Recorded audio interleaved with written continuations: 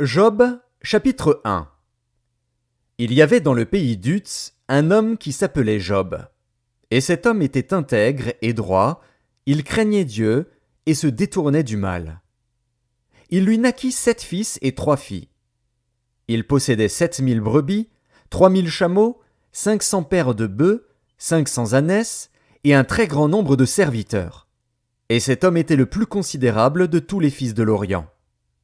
Ses fils allaient les uns chez les autres et donnaient tour à tour un festin, et ils invitaient leurs 3 sœurs à manger et à boire avec eux.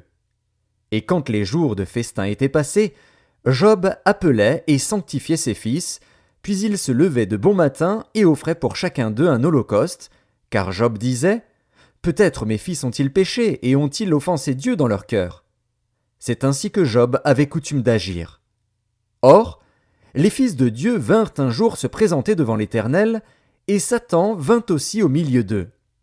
L'Éternel dit à Satan, « D'où viens-tu » Et Satan répondit à l'Éternel, « De parcourir la terre et de m'y promener. » L'Éternel dit à Satan, « As-tu remarqué mon serviteur Job ? Il n'y a personne comme lui sur la terre.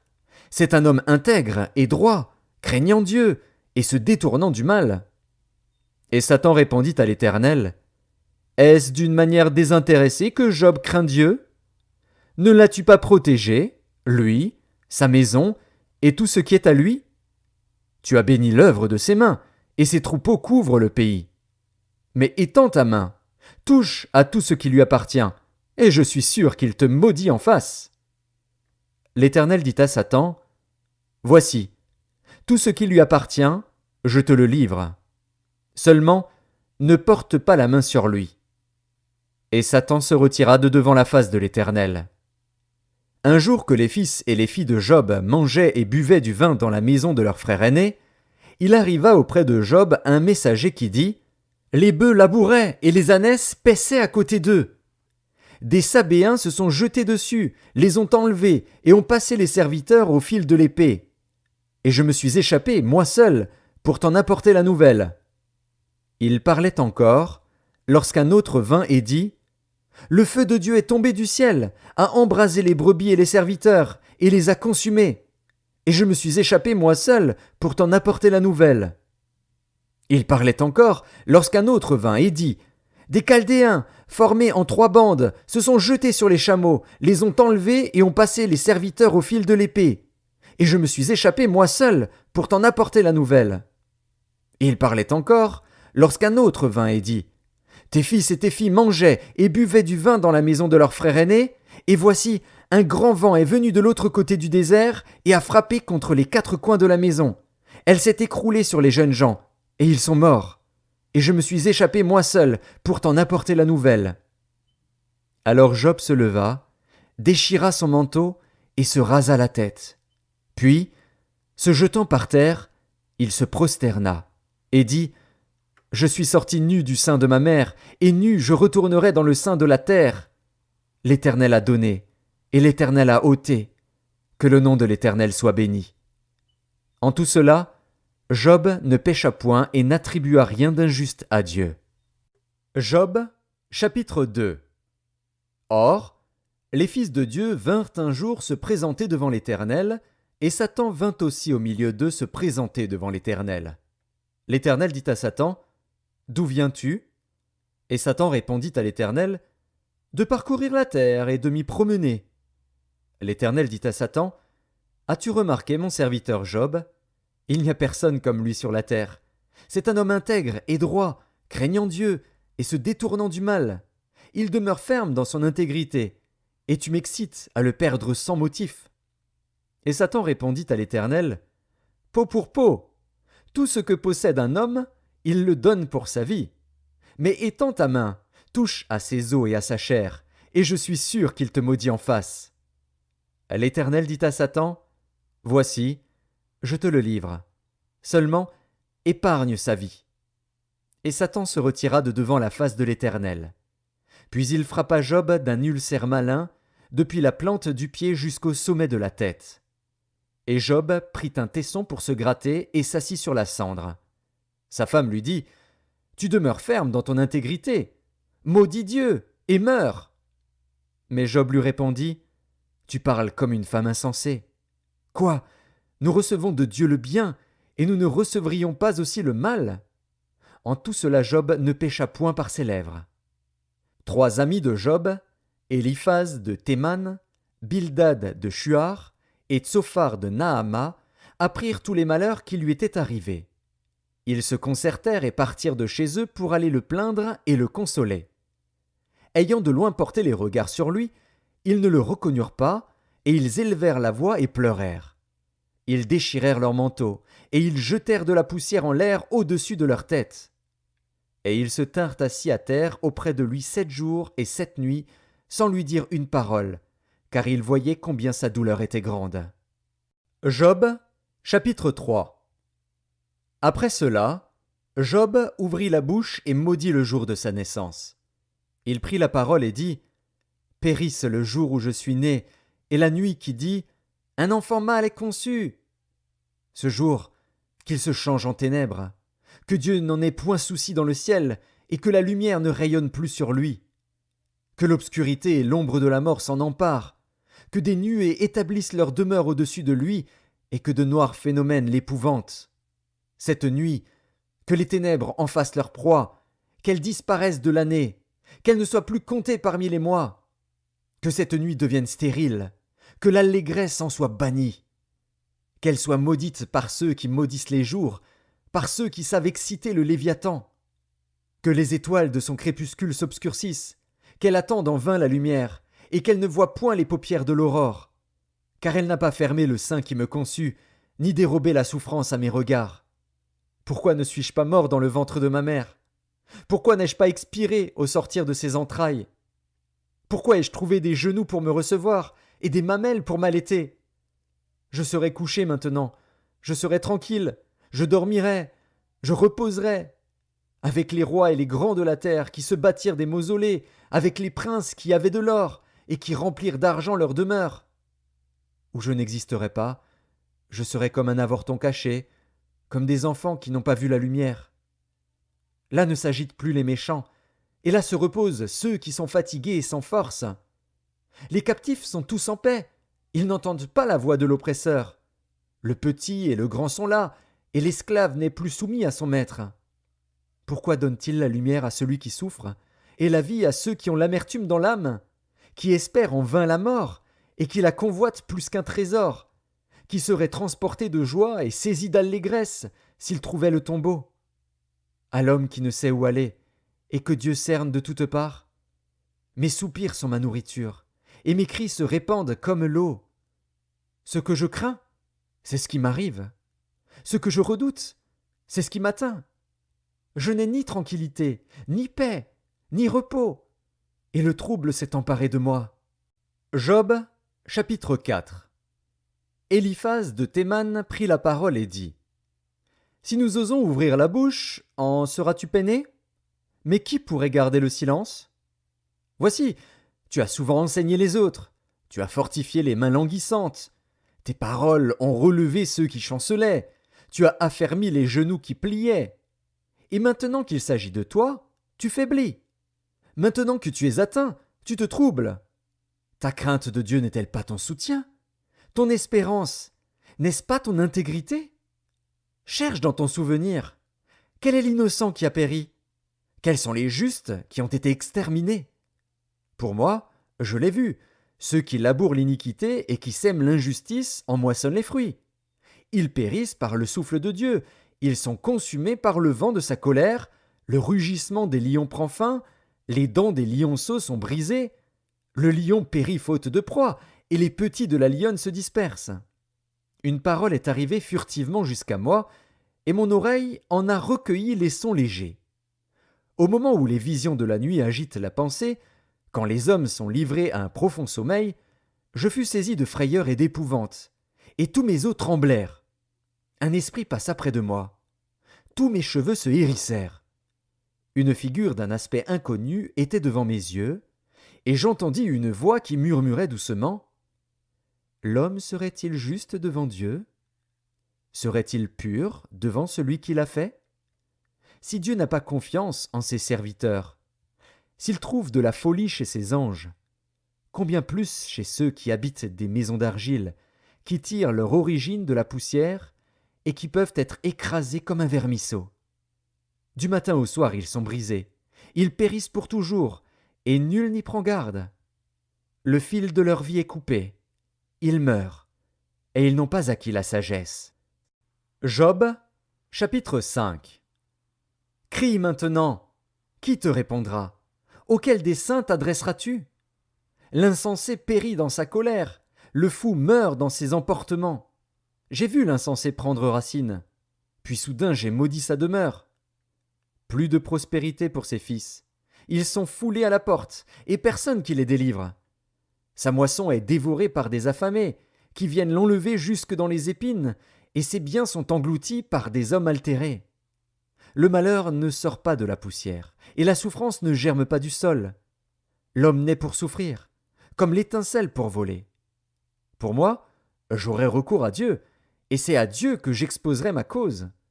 Il fait des choses grandes et insondables, des merveilles sans nombre. Il répand la pluie sur la terre, et envoie l'eau sur les campagnes. Il relève les humbles, et délivre les affligés.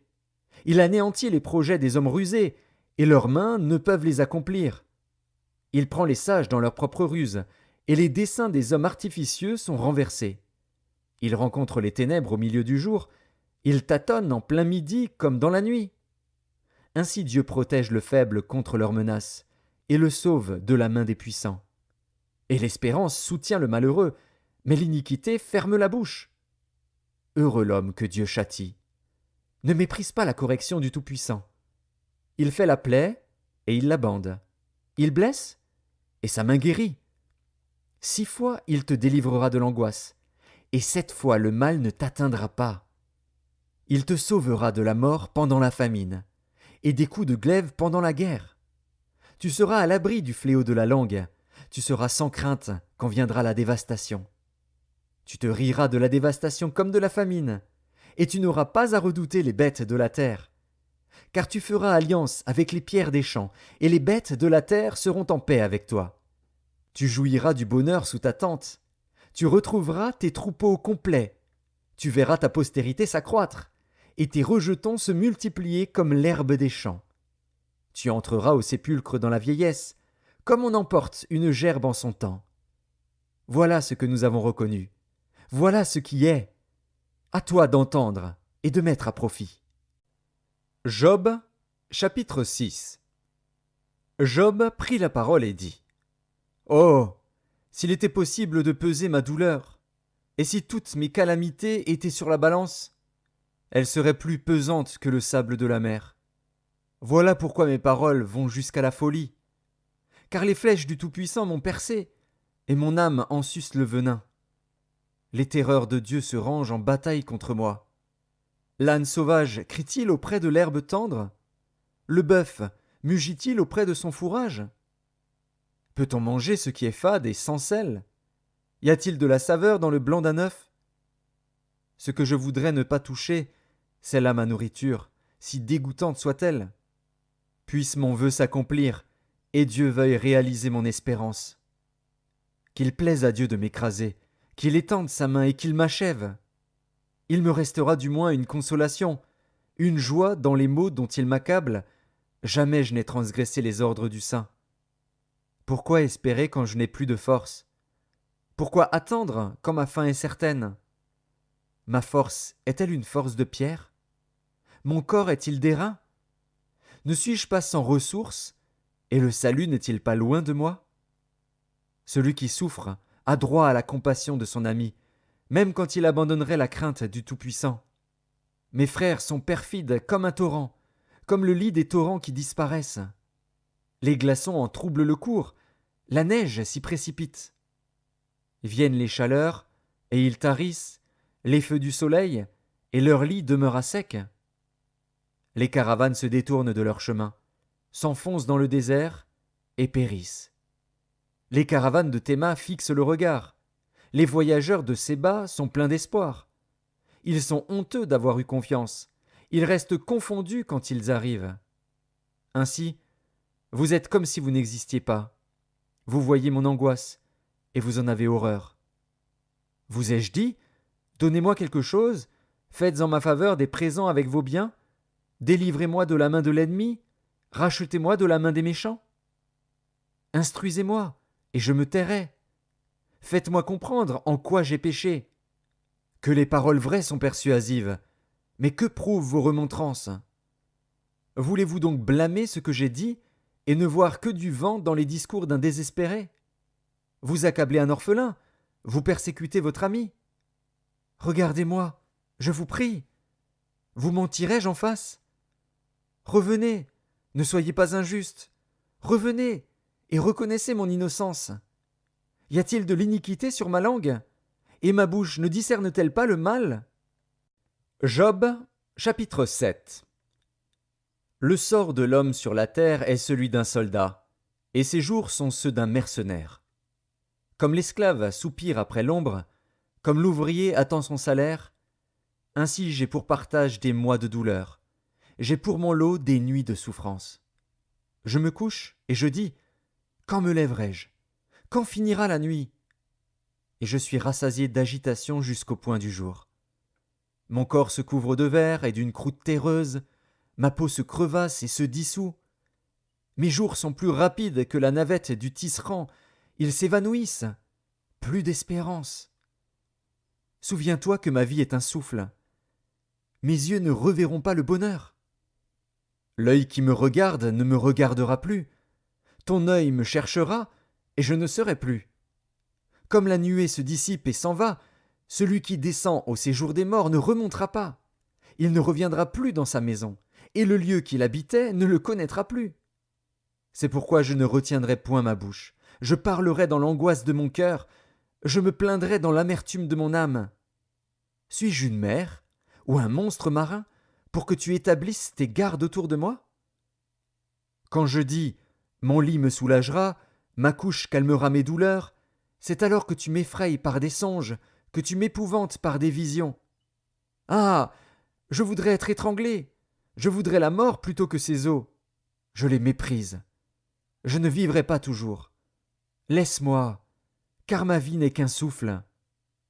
Qu'est-ce que l'homme, pour que tu en fasses tant de cas, pour que tu daignes prendre garde à lui, pour que tu le visites tous les matins, pour que tu l'éprouves à tous les instants? Quand cesseras-tu d'avoir le regard sur moi?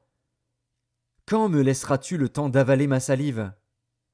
Si j'ai péché, qu'ai-je pu te faire, gardien des hommes? Pourquoi me mettre en butte à tes traits? Pourquoi me rendre à charge à moi-même? Que ne pardonnes-tu mon péché, et que n'oublies-tu mon iniquité? Car je vais me coucher dans la poussière. Tu me chercheras, et je ne serai plus. Job, chapitre 8. Bildad de Shuar prit la parole et dit: Jusqu'à quand veux-tu discourir de la sorte? Et les paroles de ta bouche seront-elles un vent impétueux? Dieu renverserait-il le droit? Le Tout-Puissant renverserait-il la justice? Si tes fils ont péché contre lui, il les a livrés à leurs péchés. Mais toi, si tu as recours à Dieu, si tu implores le Tout-Puissant, si tu es juste et droit, certainement alors il veillera sur toi et rendra le bonheur à ton innocente demeure. Ton ancienne prospérité semblera peu de chose, celle qui t'est réservée sera bien plus grande. Interroge ceux des générations passées, sois attentif à l'expérience de leur père. Car nous sommes d'hier, et nous ne savons rien, nos jours sur la terre ne sont qu'une ombre. Ils t'instruiront, ils te parleront, ils tireront de leur cœur ces sentences. Le jonc croît-il sans marais? Le roseau croît-il sans humidité? Encore vert et sans qu'on le coupe, il sèche plus vite que toutes les herbes. Ainsi arrive-t-il à tous ceux qui oublient Dieu, et l'espérance de l'impie périra. Son assurance est brisée, son soutien est une toile d'araignée. Il s'appuie sur sa maison, et elle n'est pas ferme. Il s'y cramponne, et elle ne résiste pas. Dans toute sa vigueur, en plein soleil, il étend ses rameaux sur son jardin. Il entrelace ses racines parmi les pierres, il pénètre jusque dans les murailles. L'arrache-t-on du lieu qu'il occupe? Ce lieu le renie. Je ne t'ai point connu. Tels sont les délices que ses voies lui procurent. Puis sur le même sol, d'autres s'élèvent après lui. Non, Dieu ne rejette point l'homme intègre, et il ne protège point les méchants. Il remplira ta bouche de cris de joie, et tes lèvres de chants d'allégresse. Tes ennemis seront couverts de honte. La tente des méchants disparaîtra. Job, chapitre 9. Job prit la parole et dit: Je sais bien qu'il en est ainsi. Comment l'homme serait-il juste devant Dieu? S'il voulait contester avec lui, sur 1000 choses il ne pourrait répondre à une seule. À lui la sagesse et la toute-puissance. Qui lui résisterait impunément? Il transporte soudain les montagnes, il les renverse dans sa colère. Il secoue la terre sur sa base, et ses colonnes sont ébranlées. Il commande au soleil, et le soleil ne paraît pas. Il met un sceau sur les étoiles. Seul, il étend les cieux, il marche sur les hauteurs de la mer. Il a créé la grande ourse, l'Orion et les Pléiades, et les étoiles des régions australes. Il fait des choses grandes et insondables, des merveilles sans nombre. Voici, il passe près de moi, et je ne le vois pas. Il s'en va, et je ne l'aperçois pas. S'il enlève, qui s'y opposera? Qui lui dira: Que fais-tu? Dieu ne retire point sa colère. Sous lui s'inclinent les appuis de l'orgueil. Et moi, comment lui répondre? Quelle parole choisir? Quand je serai juste, je ne répondrai pas. Je ne puis qu'implorer mon juge. Et quand il m'exaucerait, si je l'invoque, je ne croirais pas qu'il eût écouté ma voix, lui qui m'assaille comme par une tempête, qui multiplie sans raison mes blessures, qui ne me laisse pas respirer, qui me rassasie d'amertume. Recourir à la force? Il est tout-puissant. À la justice? Qui me fera comparaître? Suis-je juste? Ma bouche me condamnera. Suis-je innocent? Il me déclarera coupable. Innocent. Je le suis. Mais je ne tiens pas à la vie. Je méprise mon existence. Qu'importe après tout, car, j'ose le dire, il détruit l'innocent comme le coupable. Si du moins le fléau donnait soudain la mort. Mais il se rit des épreuves de l'innocent. La terre est livrée aux mains de l'impie. Il voile la face des juges. Si ce n'est pas lui, qui est-ce donc? Mes jours sont plus rapides qu'un courrier. Il fuit sans avoir vu le bonheur. Il passe comme les navires de jonc, comme l'aigle qui fond sur sa proie. Si je dis: Je veux oublier mes souffrances, laisser ma tristesse, reprendre courage, je suis effrayé de toutes mes douleurs. Je sais que tu ne me tiendras pas pour innocent. Je serai jugé coupable. Pourquoi me fatiguer en vain? Quand je me laverai dans la neige, quand je purifierai mes mains avec du savon, tu me plongerais dans la fange, et mes vêtements m'auraient en horreur. Il n'est pas un homme comme moi, pour que je lui réponde, pour que nous allions ensemble en justice. Il n'y a pas entre nous d'arbitre qui pose sa main sur nous deux. Qu'il retire sa verge de dessus moi, que ses terreurs ne me troublent plus. Alors je parlerai et je ne le craindrai pas. Autrement, je ne suis point à moi-même. Job, chapitre 10. Mon âme est dégoûtée de la vie. Je donnerai cours à ma plainte. Je parlerai dans l'amertume de mon âme. Je dis à Dieu: Ne me condamne pas. Fais-moi savoir pourquoi tu me prends à partie. Te paraît-il bien de maltraiter, de repousser l'ouvrage de tes mains, et de faire briller ta faveur sur le conseil des méchants? As-tu des yeux de chair? Vois-tu comme voit un homme? Tes jours sont-ils comme les jours de l'homme, et tes années comme ses années, pour que tu recherches mon iniquité, pour que tu t'enquières de mon péché, sachant bien que je ne suis pas coupable, et que nul ne peut me délivrer de ta main?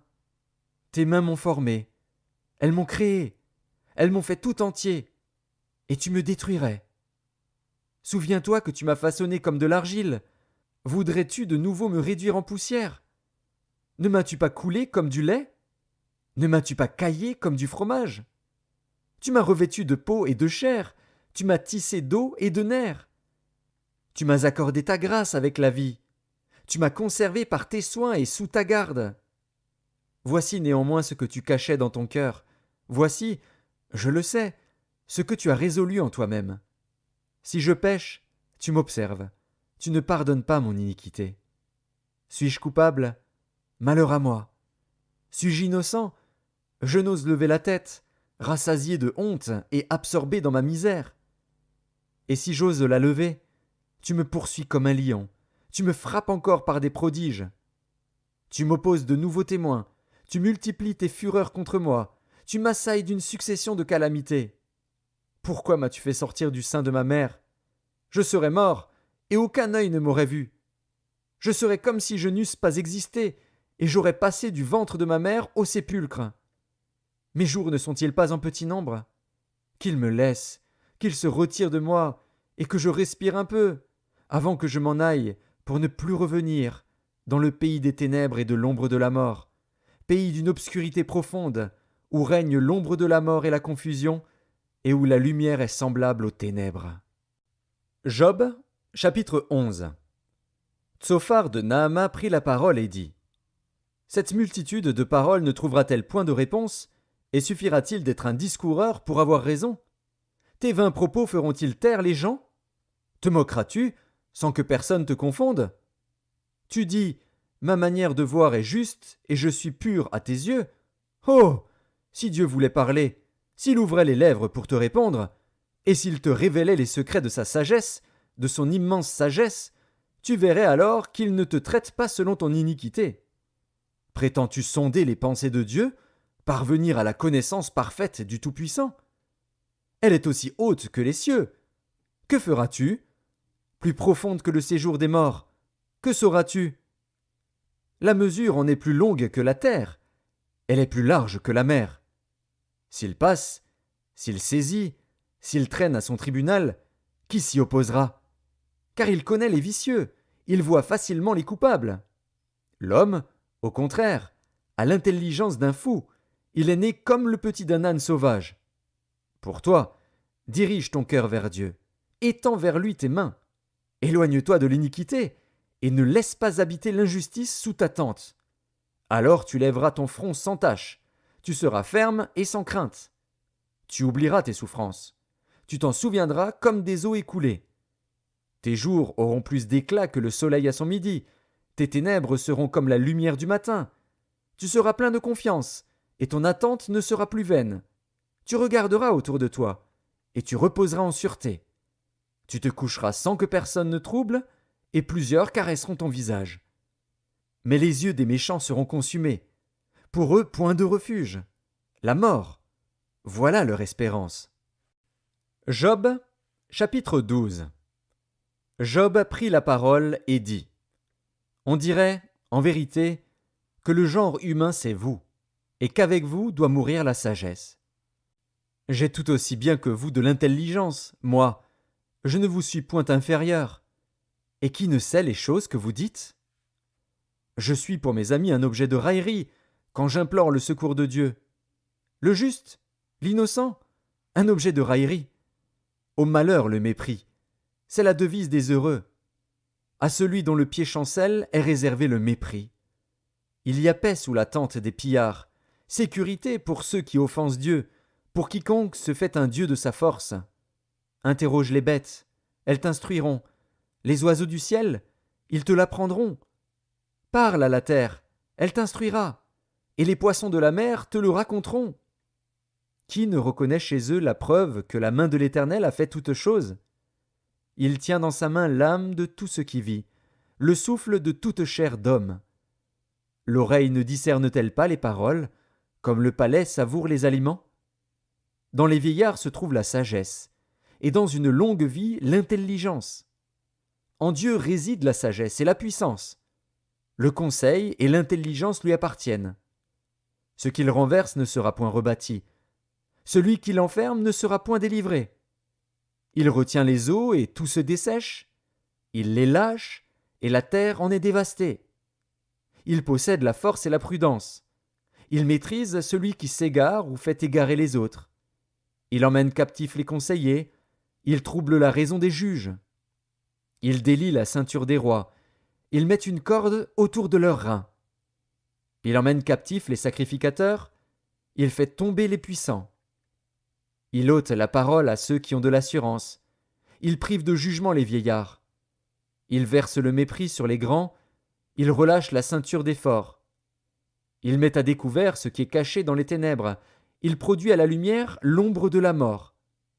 Il donne de l'accroissement aux nations, et il les anéantit. Il les étend au loin, et il les ramène dans leurs limites. Il enlève l'intelligence aux chefs des peuples, il les fait errer dans les déserts sans chemin. Il tâtonne dans les ténèbres, et ne voit pas clair. Il les fait errer comme des gens ivres. Job, chapitre 13. Voici, mon œil a vu tout cela. Mon oreille l'a entendu et y a pris garde.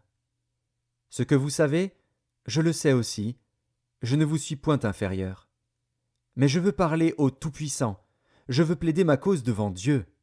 Car vous n'imaginez que des faussetés, vous êtes tous des médecins de néant. Que n'avez-vous gardé le silence? Vous auriez passé pour avoir de la sagesse. Écoutez, je vous prie, ma défense, et soyez attentifs à la réplique de mes lèvres. Direz-vous en faveur de Dieu ce qui est injuste, et pour le soutenir, allégrez-vous des faussetés? Voulez-vous avoir égard à sa personne? Voulez-vous plaider pour Dieu? S'il vous sonde, vous approuvera-t-il? Ou le tromperez-vous comme on trompe un homme? Certainement il vous condamnera, si vous n'agissez en secret que par égard pour sa personne. Sa majesté ne vous épouvantera-t-elle pas? Sa terreur ne tombera-t-elle pas sur vous? Vos sentences sont des sentences de cendre, vos retranchements sont des retranchements de boue. Taisez-vous, laissez-moi, je veux parler. Il m'en arrivera ce qu'il pourra. Pourquoi saisirais-je ma chair entre les dents? J'exposerais plutôt ma vie. Voici, il me tuera, je n'ai rien à espérer, mais devant lui je défendrai ma conduite. Cela même peut servir à mon salut, car un impie n'ose paraître en sa présence. Écoutez, écoutez mes paroles, prêtez l'oreille à ce que je vais dire. Me voici prêt à plaider ma cause. Je sais que j'ai raison. Quelqu'un disputera-t-il contre moi? Alors je me tais, et je veux mourir. Seulement, accorde-moi 2 choses, et je ne me cacherai pas de loin de ta face. Retire ta main de dessus moi, et que tes terreurs ne me troublent plus. Puis appelle, et je répondrai, ou si je parle, réponds-moi. Quel est le nombre de mes iniquités et de mes péchés? Fais-moi connaître mes transgressions et mes péchés. Pourquoi caches-tu ton visage, et me prends-tu pour ton ennemi? Veux-tu frapper une feuille agitée? Veux-tu poursuivre une paille desséchée? Pourquoi m'infliger d'amères souffrances, me punir pour des fautes de jeunesse? Pourquoi mettre mes pieds dans les ceps, surveiller tous mes mouvements, tracer une limite à mes pas, quand mon corps tombe en pourriture, comme un vêtement que dévore la teigne? Job, chapitre 14. L'homme né de la femme. Sa vie est courte, sans cesse agitée. Il naît, il est coupé comme une fleur, il fuit et disparaît comme une ombre.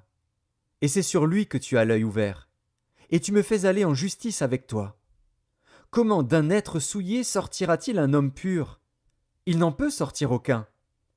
Si ses jours sont fixés, si tu as compté ses mois, si tu en as marqué le terme qu'il ne saurait franchir, détourne de lui les regards, et donne-lui du relâche, pour qu'il ait au moins la joie du mercenaire à la fin de sa journée. Un arbre a de l'espérance. Quand on le coupe, il repousse, il produit encore des rejetons. Quand sa racine a vieilli dans la terre, quand son tronc meurt dans la poussière, il reverdit à l'approche de l'eau, il pousse des branches comme une jeune plante. Mais l'homme meurt, et il perd sa force. L'homme expire. Et où est-il? Les eaux des lacs s'évanouissent, les fleuves tarissent et se dessèchent. Ainsi l'homme se couche et ne se relèvera plus. Il ne se réveillera pas tant que les cieux subsisteront, il ne sortira pas de son sommeil. Oh, si tu voulais me cacher dans le séjour des morts, m'y tenir à couvert jusqu'à ce que ta colère fût passée, et me fixer un terme auquel tu te souviendras de moi. Si l'homme, une fois mort, pouvait revivre, j'aurais de l'espoir tout le temps de mes souffrances, jusqu'à ce que mon état vînt à changer. Tu appellerais alors, et je te répondrais, tu languirais après l'ouvrage de tes mains. Mais aujourd'hui tu comptes mes pas, tu as l'œil sur mes péchés. Mes transgressions sont scellées en un faisceau, et tu imagines des iniquités à ma charge. La montagne s'écroule et périt, le rocher disparaît de sa place, la pierre est broyée par les eaux, et la terre emportée par leur courant. Ainsi tu détruis l'espérance de l'homme. Tu es sans cesse à l'assaillir, et il s'en va. Tu le défigures, puis tu le renvoies. Que ses fils soient honorés, il n'en sait rien. Qu'il soit dans l'abaissement, il l'ignore. C'est pour lui seul qu'il éprouve de la douleur en son corps. C'est pour lui seul qu'il ressent de la tristesse en son âme. Job, chapitre 15. Éliphaz de Théman prit la parole et dit: Le sage répond-il par un vain savoir? Se gonfle-t-il la poitrine du vent d'Orient? Est-ce par d'inutiles propos qu'il se défend? Est-ce par des discours qui ne servent à rien? Toi, tu détruis même la crainte de Dieu. Tu anéantis tout mouvement de piété devant Dieu. Ton iniquité dirige ta bouche, et tu prends le langage des hommes rusés. Ce n'est pas moi, c'est ta bouche qui te condamne. Ce sont tes lèvres qui déposent contre toi. Es-tu né le premier des hommes? As-tu été enfanté avant les collines? As-tu reçu les confidences de Dieu? As-tu dérobé la sagesse à ton profit? Que sais-tu que nous ne sachions pas? Quelle connaissance as-tu que nous n'ayons pas? Il y a parmi nous des cheveux blancs, des vieillards, plus riches de jours que ton père. Tiens-tu pour peu de choses les consolations de Dieu et les paroles qui doucement se font entendre à toi? Où ton cœur t'entraîne-t-il? Et que signifie ce roulement de tes yeux? Quoi? C'est contre Dieu que tu tournes ta colère et que ta bouche exhale de pareils discours. Qu'est-ce que l'homme pour qu'il soit pur? Celui qui est né de la femme peut-il être juste? Si Dieu n'a pas confiance en ses saints, si les cieux ne sont pas purs devant lui, combien moins l'être abominable et pervers, l'homme qui boit l'iniquité comme l'eau? Je vais te parler, écoute-moi. Je raconterai ce que j'ai vu, ce que les sages ont fait connaître, ce qu'ils ont révélé, l'ayant appris de leur père. À eux seuls appartenait le pays, et parmi eux nul étranger n'était encore venu. Le méchant passe dans l'angoisse tous les jours de sa vie, toutes les années qui sont le partage de l'impie. La voix de la terreur retentit à ses oreilles. Au sein de la paix, le dévastateur va fondre sur lui. Il n'espère pas échapper aux ténèbres, il voit l'épée qui le menace. Il court çà et là pour chercher du pain, il sait que le jour des ténèbres l'attend. La détresse et l'angoisse l'épouvantent, elles l'assaillent comme un roi prêt à combattre. Car il a levé la main contre Dieu, il a bravé le Tout-Puissant. Il a eu l'audace de courir à lui sous le dos épais de ses boucliers. Il avait le visage couvert de graisse, les flancs chargés d'embonpoint. Et il habite des villes détruites, des maisons abandonnées, sur le point de tomber en ruine. Il ne s'enrichira plus, sa fortune ne se relèvera pas, sa prospérité ne s'étendra plus sur la terre. Il ne pourra se dérober aux ténèbres, la flamme consumera ses rejetons, et Dieu le fera périr par le souffle de sa bouche. S'il a confiance dans le mal, il se trompe, car le mal sera sa récompense. Elle arrivera avant le terme de ses jours, et son rameau ne verdira plus. Il sera comme une vigne dépouillée de ses fruits encore verts, comme un olivier dont on a fait tomber les fleurs. La maison de l'impie deviendra stérile, et le feu dévorera la tente de l'homme corrompu. Il conçoit le mal, et il enfante le mal. Il mûrit dans son sein des fruits qui le trompent. Job, chapitre 16. Job prit la parole et dit: J'ai souvent entendu pareille chose. Vous êtes tous des consolateurs fâcheux. Quand finiront ces discours en l'air? Pourquoi cette irritation dans tes réponses? Moi aussi, je pourrais parler comme vous, si vous étiez à ma place. Je vous accablerais de paroles, je secouerais sur vous la tête, je vous fortifierais de la bouche, je remuerais les lèvres pour vous soulager.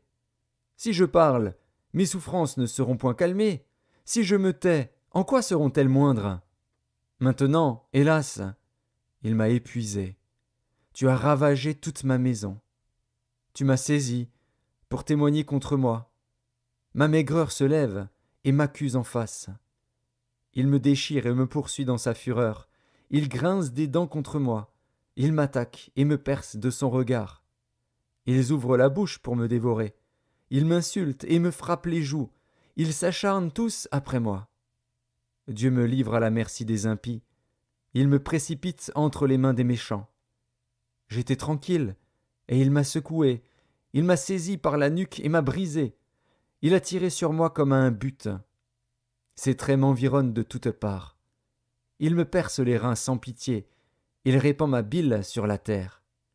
Il me fait brèche sur brèche, il fond sur moi comme un guerrier. J'ai cousu un sac sur ma peau, j'ai roulé ma tête dans la poussière. Les pleurs ont altéré mon visage, l'ombre de la mort est sur mes paupières. Je n'ai pourtant commis aucune violence, et ma prière fut toujours pure. Ô terre, ne couvre point mon sang, et que mes cris prennent librement leur essor. Déjà maintenant, mon témoin est dans le ciel, mon témoin est dans les lieux élevés. Mes amis se jouent de moi, c'est Dieu que j'implore avec larmes. Puisse-t-il donner à l'homme raison contre Dieu, et au Fils de l'homme contre ses amis? Car le nombre de mes années touche à son terme, et je m'en irai par un sentier d'où je ne reviendrai pas. Job, chapitre 17. Mon souffle se perd, mes jours s'éteignent, le sépulcre m'attend. Je suis environné de moqueurs, et mon œil doit contempler leurs insultes. Sois auprès de toi-même ma caution, autrement, qui répondrait pour moi? Car tu as fermé leur cœur à l'intelligence, aussi ne les laisseras-tu pas triompher. On invite ses amis au partage du butin, et l'on a des enfants dont les yeux se consument. Il m'a rendu la fable des peuples, et ma personne est un objet de mépris. Mon œil est obscurci par la douleur, tous mes membres sont comme une ombre. Les hommes droits en sont stupéfaits, et l'innocent se soulève contre l'impie. Le juste néanmoins demeure ferme dans sa voie. Celui qui a les mains pures se fortifie de plus en plus. Mais vous tous, revenez à vos mêmes discours, et je ne trouverai pas un sage parmi vous. Quoi? Mes jours sont passés, mes projets sont anéantis, les projets qui remplissaient mon cœur. Et ils prétendent que la nuit c'est le jour, que la lumière est proche quand les ténèbres sont là. C'est le séjour des morts que j'attends pour demeure, c'est dans les ténèbres que je dresserai ma couche. Je crie à la fosse, tu es mon père, et au ver, vous êtes ma mère et ma sœur. Mon espérance, où donc est-elle? Mon espérance, qui peut la voir? Elle descendra vers les portes du séjour des morts, quand nous irons ensemble reposer dans la poussière. Job, chapitre 18. Bildad de Shuar prit la parole et dit: Quand mettrez-vous un terme à ces discours? Ayez de l'intelligence, puis nous parlerons.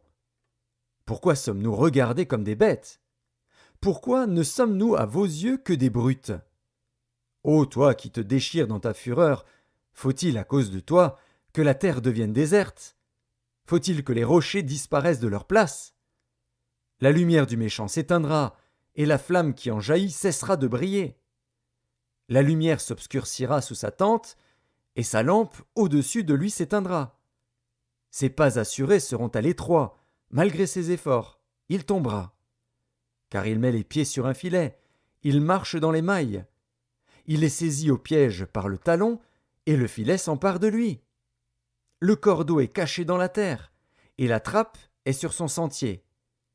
Des terreurs l'assiègent, l'entourent, le poursuivent par derrière. La faim consume ses forces, la misère est à ses côtés. Les parties de sa peau sont l'une après l'autre dévorées, ses membres sont dévorés par le premier-né de la mort. Il est arraché de sa tente où il se croyait en sûreté, il se traîne vers le roi des épouvantements. Nul des siens n'habite sa tente, le soufre est répandu sur sa demeure. En bas, ses racines se dessèchent. En haut, ses branches sont coupées. Sa mémoire disparaît de la terre, son nom n'est plus sur la face des champs. Il est poussé de la lumière dans les ténèbres, il est chassé du monde. Il ne laisse ni descendants, ni postérité parmi son peuple, ni survivants dans les lieux qu'il habitait. Les générations à venir seront étonnées de sa ruine, et la génération présente sera saisie d'effroi. Point d'autre destinée pour le méchant, point d'autre sort pour qui ne connaît pas Dieu. Job, chapitre 19. Job prit la parole et dit: Jusques à quand affligerez-vous mon âme, et m'écraserez-vous de vos discours? Voilà 10 fois que vous m'outragez, N'avez-vous pas honte de m'étourdir ainsi? Si réellement j'ai péché, seul j'en suis responsable. Pensez-vous me traiter avec hauteur? Pensez-vous démontrer que je suis coupable? Sachez alors que c'est Dieu qui me poursuit et qui m'enveloppe de son filet. Voici, je crie à la violence, et nul ne répond. J'implore justice, et point de justice. Il m'a fermé toute issue, et je ne puis passer. Il a répandu des ténèbres sur mes sentiers. Il m'a dépouillé de ma gloire. Il a enlevé la couronne de ma tête. Il m'a brisé de toutes parts, et je m'en vais. Il a arraché mon espérance comme un arbre. Il s'est enflammé de colère contre moi. Il m'a traité comme l'un de ses ennemis. Ses troupes se sont de concert mises en marche. Elles se sont frayé leur chemin jusqu'à moi. Elles ont campé autour de ma tente. Il a éloigné de moi mes frères, et mes amis se sont détournés de moi. Je suis abandonné de mes proches, je suis oublié de mes intimes. Je suis un étranger pour mes serviteurs et mes servantes, je ne suis plus à leurs yeux qu'un inconnu. J'appelle mon serviteur, et il ne répond pas. Je le supplie de ma bouche, et c'est en vain. Mon humeur est à charge à ma femme, et ma plainte au fils de mes entrailles. Je suis méprisé même par des enfants. Si je me lève, je reçois leurs insultes. Ceux que j'avais pour confidents m'ont en horreur, ceux que j'aimais se sont tournés contre moi. Mes os sont attachés à ma peau et à ma chair, il ne me reste que la peau des dents. Ayez pitié de moi, vous, mes amis, car la main de Dieu m'a frappé. Pourquoi me poursuivre comme Dieu me poursuit? Pourquoi vous montrer insatiable de ma chair? Oh, je voudrais que mes paroles fussent écrites, qu'elles fussent écrites dans un livre. Je voudrais qu'avec un burin de fer et avec du plomb, elles fussent pour toujours gravées dans le roc. Mais je sais que mon Rédempteur est vivant, et qu'il se lèvera le dernier sur la terre. Quand ma peau sera détruite, il se lèvera. Quand je n'aurai plus de chair, je verrai Dieu. Je le verrai, et il me sera favorable. Mes yeux le verront, et non ceux d'un autre. Mon âme languit d'attente au-dedans de moi. Vous direz alors, pourquoi le poursuivions-nous? Car la justice de ma cause sera reconnue. Craignez pour vous le glaive. Les châtiments par le glaive sont terribles. Et sachez qu'il y a un jugement. Job, chapitre 20. Tsophar de Naama prit la parole et dit: Mes pensées me forcent à répondre, et mon agitation ne peut se contenir. J'ai entendu des reproches qui m'outragent.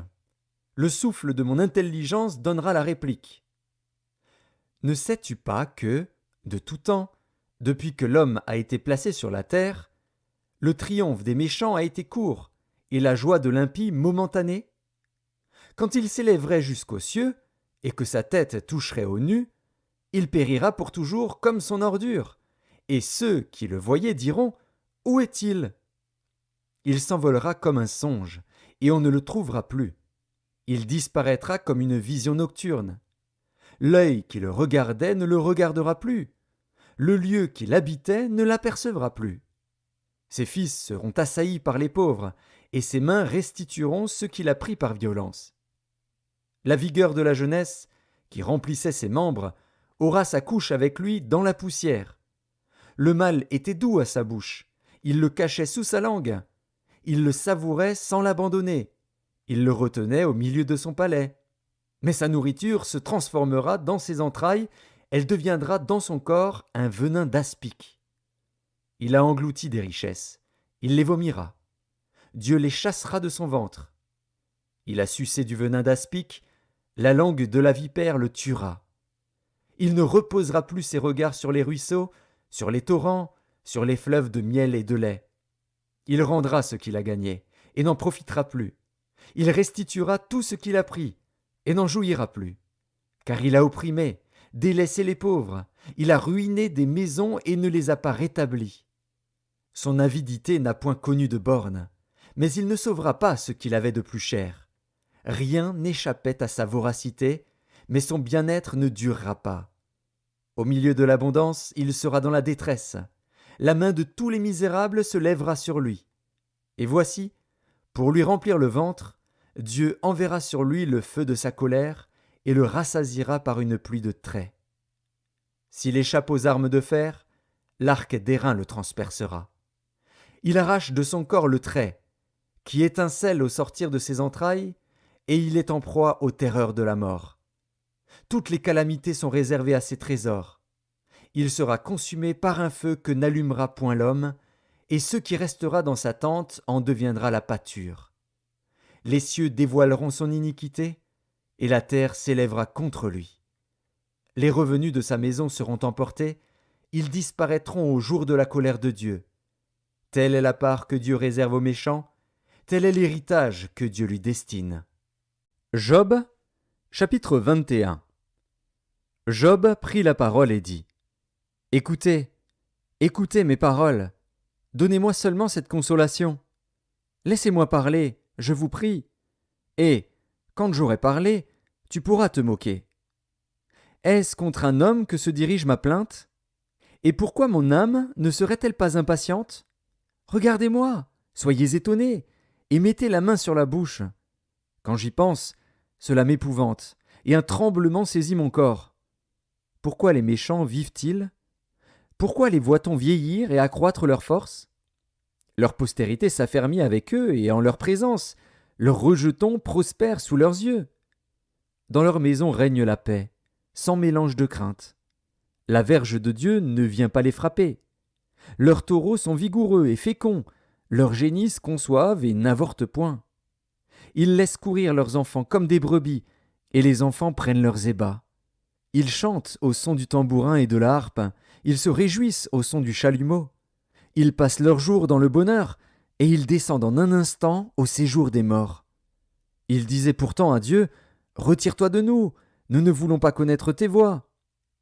Qu'est-ce que le Tout-Puissant pour que nous le servions ? Que gagnerions-nous à lui adresser nos prières ? Quoi donc ? Ne sont-ils pas en possession du bonheur ?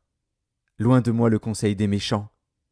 Mais arrive-t-il souvent que leurs lampes s'éteignent, que la misère fonde sur eux, que Dieu leur distribue leur part dans sa colère, qu'ils soient comme la paille emportée par le vent, comme la balle enlevée par le tourbillon ?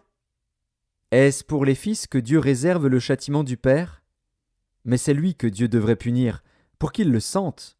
C'est lui qui devrait contempler sa propre ruine, c'est lui qui devrait boire la colère du Tout-Puissant.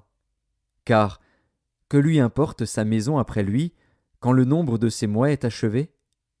Est-ce à Dieu qu'on donnera de la science, à lui qui gouverne les esprits célestes ? L'un meurt au sein du bien-être, de la paix et du bonheur, les flancs chargés de graisse et la moelle des os remplis de sève. L'autre meurt, l'amertume dans l'âme, sans avoir joui d'aucun bien. Et tous deux se couchent dans la poussière, tous deux deviennent la pâture des vers. Je sais bien quelles sont vos pensées, quel jugement inique vous portez sur moi. Vous dites : Où est la maison de l'homme puissant ? Où est la tente qu'habitaient les impies ? Mais quoi ? N'avez-vous point interrogé les voyageurs, et voulez-vous méconnaître ce qu'ils prouvent ? Au jour du malheur, le méchant est épargné. Au jour de la colère, il échappe. Qui lui reproche en face sa conduite ? Qui lui rend ce qu'il a fait ? Il est porté dans un sépulcre, et il veille encore sur sa tombe. Les mottes de la vallée lui sont légères, et tous, après lui, suivront la même voie, comme une multitude l'a déjà suivi. Pourquoi donc m'offrir de vaines consolations ? Ce qui reste de vos réponses n'est que perfidie. Job, chapitre 22. Éliphaz de Théman prit la parole et dit : Un homme peut-il être utile à Dieu ? Non, le sage n'est utile qu'à lui-même.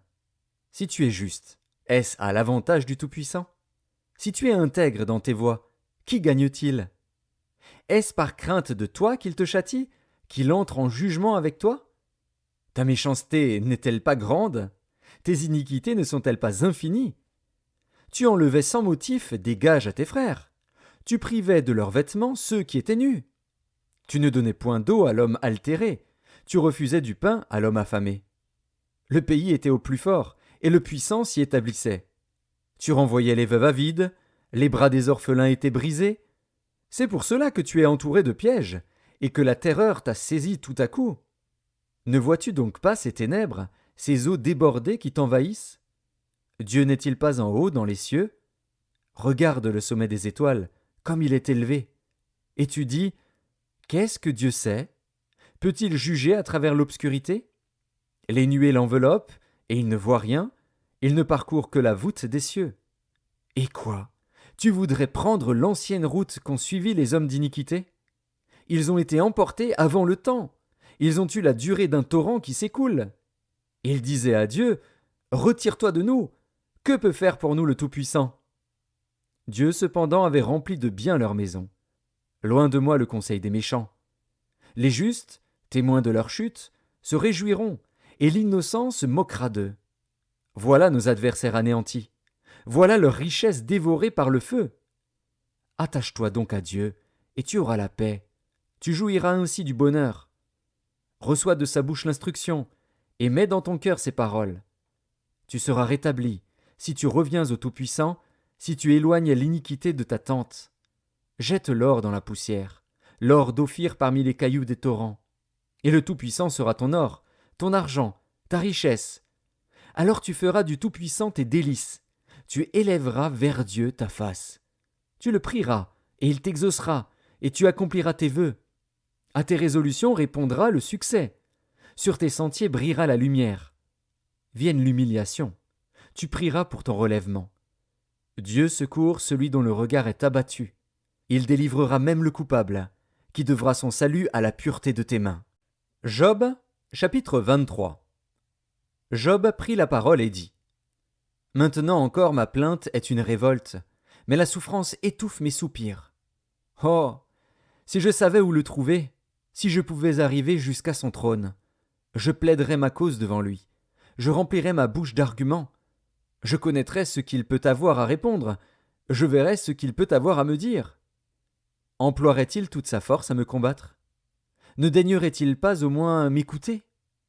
Ce serait un homme droit qui plaiderait avec lui, et je serais pour toujours absous par mon juge. Mais si je vais à l'Orient, il n'y est pas. Si je vais à l'Occident, je ne le trouve pas. Est-il occupé au nord? Je ne puis le voir. Se cache-t-il au midi? Je ne puis le découvrir. Il sait néanmoins quelle voie j'ai suivie, et s'il m'éprouvait, je sortirais pur comme l'or. Mon pied s'est attaché à ses pas. J'ai gardé sa voie, et je ne m'en suis point détourné. Je n'ai pas abandonné les commandements de ses lèvres. J'ai fait plier ma volonté aux paroles de sa bouche. Mais sa résolution est arrêtée. Qui s'y opposera? Ce que son âme désire, il l'exécute. Il accomplira donc ses desseins à mon égard, et il en concevra bien d'autres encore. Voilà pourquoi sa présence m'épouvante. Quand j'y pense, j'ai peur de lui. Dieu a brisé mon courage. Le Tout-Puissant m'a rempli d'effroi.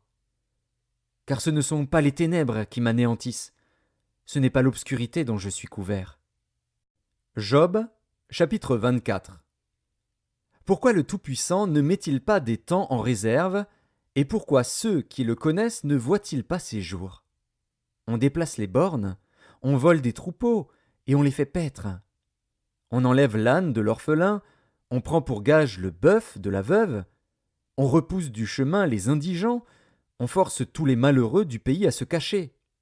Et voici, comme les ânes sauvages du désert, ils sortent le matin pour chercher de la nourriture, ils n'ont que le désert pour trouver le pain de leurs enfants.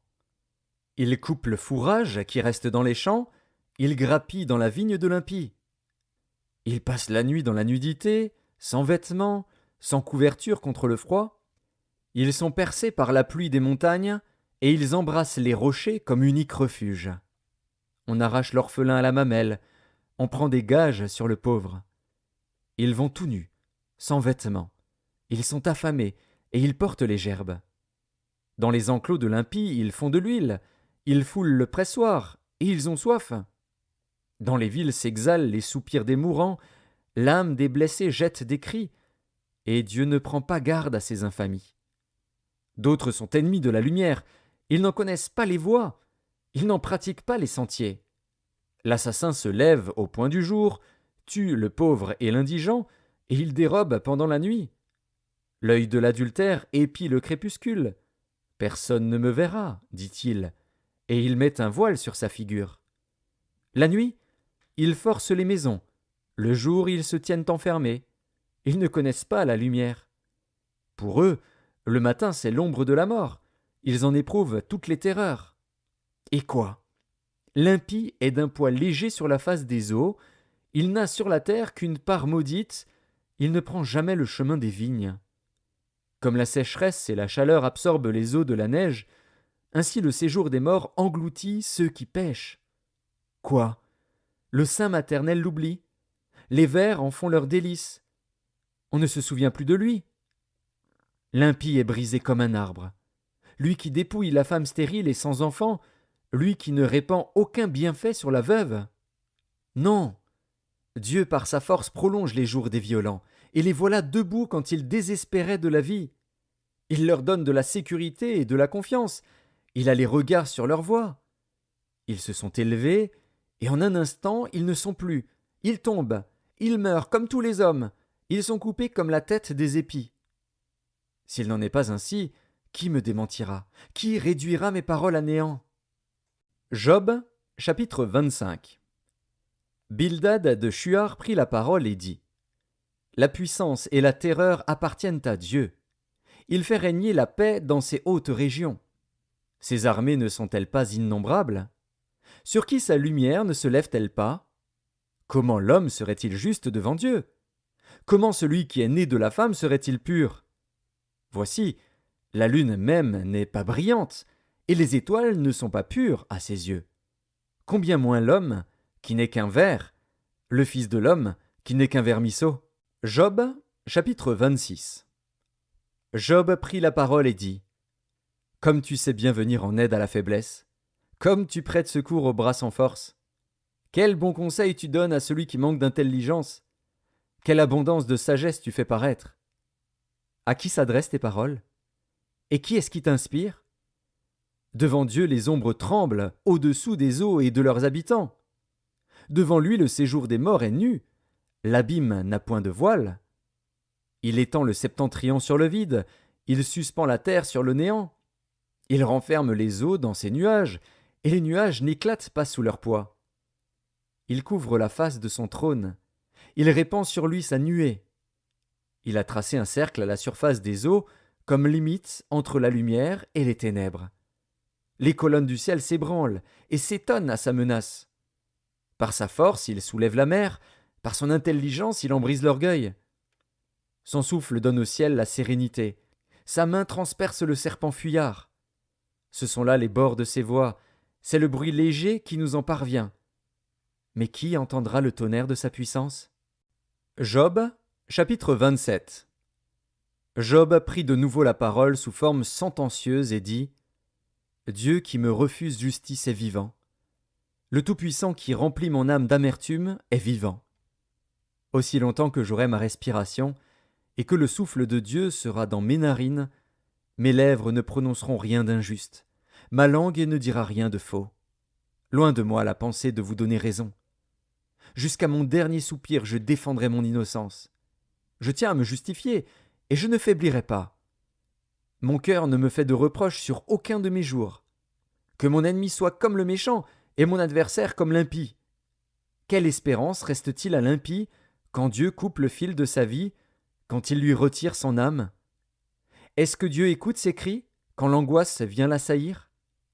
Fait-il du Tout-Puissant ses délices? Adresse-t-il en tout temps ses prières à Dieu? Je vous enseignerai les voies de Dieu. Je ne vous cacherai pas les desseins du Tout-Puissant. Mais vous les connaissez, et vous êtes d'accord. Pourquoi donc vous laisser aller à de vaines pensées? Voici la part que Dieu réserve aux méchants, l'héritage que le Tout-Puissant destine à l'impie. S'il a des fils en grand nombre, c'est pour le glaive, et ses rejetons manquent de pain. Ceux qui échappent sont enterrés par la peste, et leurs veuves ne les pleurent pas. S'il amasse l'argent comme la poussière, s'il entasse les vêtements comme la boue, c'est lui qui entasse, mais c'est le juste qui se revêt, c'est l'homme intègre qui a l'argent en partage. Sa maison est comme celle que bâtit la teigne, comme la cabane que fait un gardien. Il se couche riche, et il meurt dépouillé. Il ouvre les yeux et tout a disparu. Les terreurs le surprennent comme des eaux. Un tourbillon l'enlève au milieu de la nuit. Le vent d'Orient l'emporte, et il s'en va. Il l'arrache violemment de sa demeure. Dieu lance sans pitié des traits contre lui, et le méchant voudrait fuir pour les éviter. On bat des mains à sa chute, et on le siffle à son départ. Job, chapitre 28. Il y a pour l'argent une mine d'où on le fait sortir, et pour l'or un lieu d'où on l'extrait pour l'affiner. Le fer se tire de la poussière, et la pierre se fond pour produire l'airain. L'homme fait cesser les ténèbres, il explore, jusque dans les endroits les plus profonds, les pierres cachées dans l'obscurité et dans l'ombre de la mort. Il creuse un puits loin des lieux habités, ses pieds ne lui sont plus en aide, et il est suspendu, balancé, loin des humains. La terre, d'où sort le pain, est bouleversée dans ses entrailles comme par le feu. Ces pierres contiennent du saphir, et l'on y trouve de la poudre d'or. L'oiseau de proie n'en connaît pas le sentier, l'œil du vautour ne l'a point aperçu. Les plus fiers animaux ne l'ont point foulé, le lion n'y a jamais passé. L'homme porte sa main sur le roc, il renverse les montagnes depuis la racine. Il ouvre des tranchées dans les rochers, et son œil contemple tout ce qu'il y a de précieux. Il arrête l'écoulement des eaux, et il produit à la lumière ce qui est caché. Mais la sagesse, où se trouve-t-elle? Où est la demeure de l'intelligence? L'homme n'en connaît point le prix. Elle ne se trouve pas dans la terre des vivants. L'abîme dit, elle n'est point en moi, et la mer dit, elle n'est point en moi. Elle ne se donne pas contre de l'or pur, elle ne s'achète pas au poids de l'argent. Elle ne se pèse pas contre l'or d'Ophir, ni contre le précieux onyx, ni contre le saphir. Elle ne peut se comparer à l'or ni au verre, elle ne peut s'échanger pour un vase d'or fin. Le corail et le cristal ne sont rien auprès d'elle. La sagesse vaut plus que les perles. La topaze d'Éthiopie n'est point son égale, et l'or pur n'entre pas en balance avec elle. D'où vient donc la sagesse? Où est la demeure de l'intelligence? Elle est cachée aux yeux de tout vivant, elle est cachée aux oiseaux du ciel. Le gouffre et la mort disent, nous en avons entendu parler. C'est Dieu qui en sait le chemin, c'est lui qui en connaît la demeure. Car il voit jusqu'aux extrémités de la terre, il aperçoit tout sous les cieux. Quand il régla le poids du vent, et qu'il fixa la mesure des eaux, quand il donna des lois à la pluie, et qu'il traça la route de l'éclair et du tonnerre, alors il vit la sagesse et la manifesta. Il en posa les fondements et la mit à l'épreuve. Puis il dit à l'homme, voici, la crainte du Seigneur, c'est la sagesse. S'éloigner du mal, c'est l'intelligence. Job, chapitre 29. Job prit de nouveau la parole sous forme sentencieuse et dit, oh, que ne puis-je être comme au mois du passé, comme au jour où Dieu me gardait, quand sa lampe brillait sur ma tête et que sa lumière me guidait dans les ténèbres? Que ne suis-je comme au jour de ma vigueur, où Dieu veillait en ami sur ma tente, quand le Tout-Puissant était encore avec moi et que mes enfants m'entouraient? Quand mes pieds se baignaient dans la crème et que le rocher répandait près de moi des ruisseaux d'huile? Si je sortais pour aller à la porte de la ville, et si je me faisais préparer un siège dans la place, les jeunes gens se retiraient à mon approche, les vieillards se levaient et se tenaient debout. Les princes arrêtaient leur discours et mettaient la main sur leur bouche. La voix des chefs se taisait, et leur langue s'attachait à leur palais. L'oreille qui m'entendait me disait heureux, l'œil qui me voyait me rendait témoignage, car je sauvais le pauvre qui implorait du secours, et l'orphelin qui manquait d'appui. La bénédiction du malheureux venait sur moi. Je remplissais de joie le cœur de la veuve. Je me revêtais de la justice et je lui servais de vêtements. J'avais ma droiture pour manteau et pour turban. J'étais l'œil de l'aveugle et le pied du boiteux. J'étais le père des misérables. J'examinais la cause de l'inconnu. Je brisais la mâchoire de l'injuste et j'arrachais de ses dents la proie. Alors je disais, je mourrai dans mon nid. Mes jours seront abondants comme le sable. L'eau pénétrera dans mes racines, la rosée passera la nuit sur mes branches.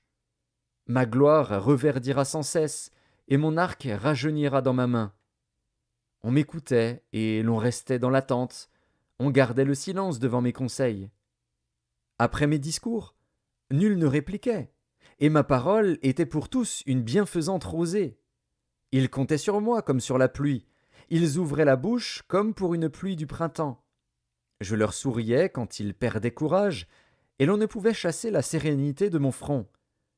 J'aimais à aller vers eux, et je m'asseyais à leur tête.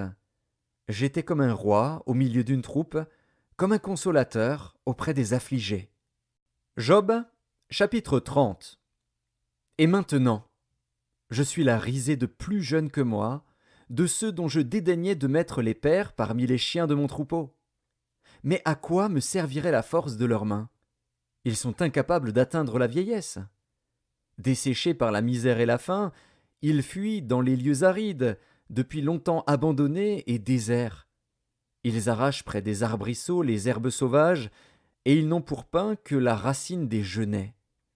On les chasse du milieu des hommes, on crie après eux comme après des voleurs. Ils habitent dans d'affreuses vallées, dans les cavernes de la terre et dans les rochers. Ils hurlent parmi les buissons, ils se rassemblent sous les ronces. Êtres vils et méprisés, on les repousse du pays. Et maintenant, je suis l'objet de leurs chansons, je suis en butte à leurs propos. Ils ont horreur de moi, ils se détournent, ils me crachent au visage. Ils n'ont plus de retenue et ils m'humilient, ils rejettent tout frein devant moi. Ces misérables se lèvent à ma droite et me poussent les pieds, ils se frayent contre moi des sentiers pour ma ruine. Ils détruisent mon propre sentier et travaillent à ma perte, eux à qui personne ne viendrait en aide. Ils arrivent comme par une large brèche, ils se précipitent sous les craquements. Les terreurs m'assiègent. Ma gloire est emportée comme par le vent, mon bonheur a passé comme un nuage. Et maintenant, mon âme s'épanche en mon sein, les jours de la souffrance m'ont saisi. La nuit me perce et m'arrache les os. La douleur qui me ronge ne se donne aucun repos. Par la violence du mal, mon vêtement perd sa forme. Il se colle à mon corps comme ma tunique. Dieu m'a jeté dans la boue, et je ressemble à la poussière et à la cendre. Je crie vers toi, et tu ne me réponds pas. Je me tiens debout, et tu me lances ton regard. Tu deviens cruel contre moi. Tu me combats avec la force de ta main. Tu me soulèves, tu me fais voler au-dessus du vent, et tu m'anéantis au bruit de la tempête. Car, je le sais, tu me mènes à la mort, au rendez-vous de tous les vivants. Mais celui qui va périr n'étend-il pas les mains? Celui qui est dans le malheur n'implore-t-il pas du secours? N'avais-je pas des larmes pour l'infortuné? Mon cœur n'avait-il pas pitié de l'indigent? J'attendais le bonheur, et le malheur est arrivé. J'espérais la lumière, et les ténèbres sont venues.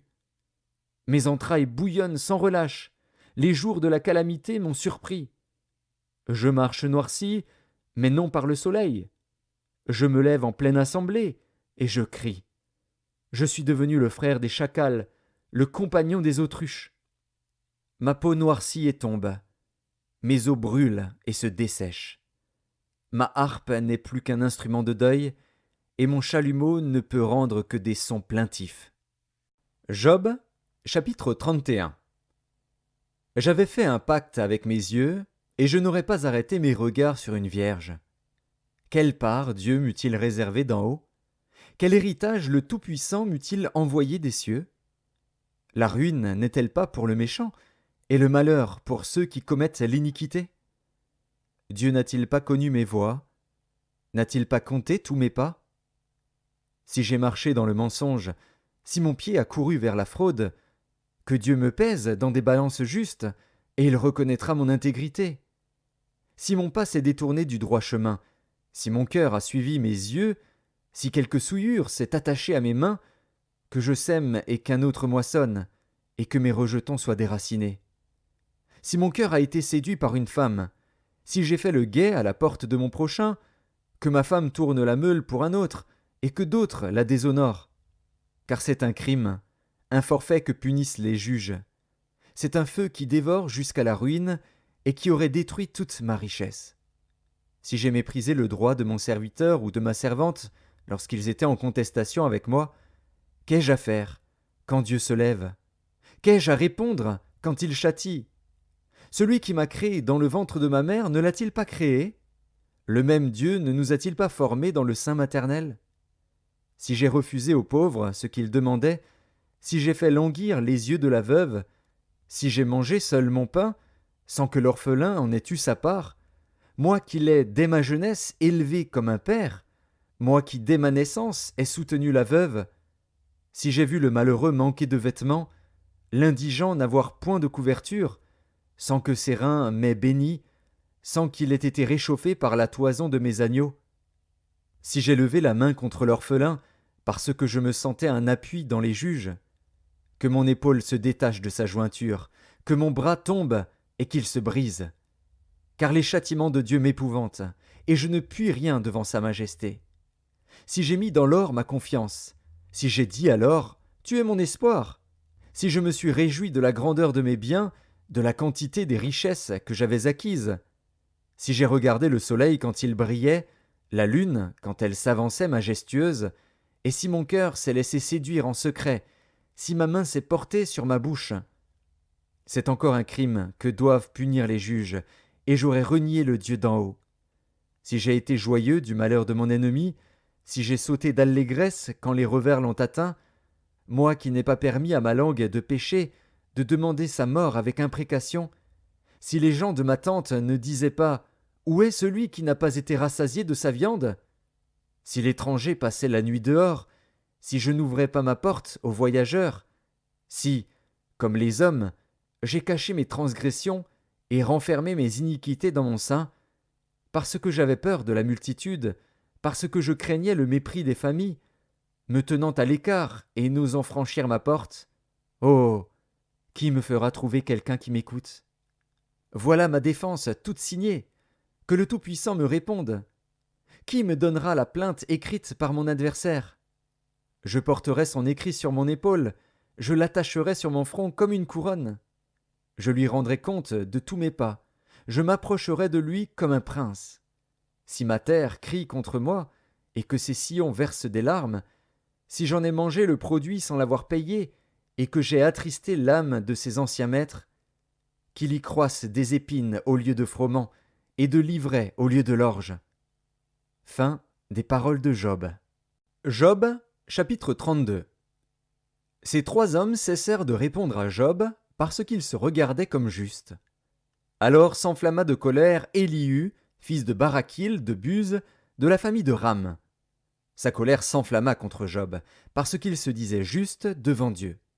Et sa colère s'enflamma contre ses trois amis, parce qu'ils ne trouvaient rien à répondre et que néanmoins ils condamnaient Job.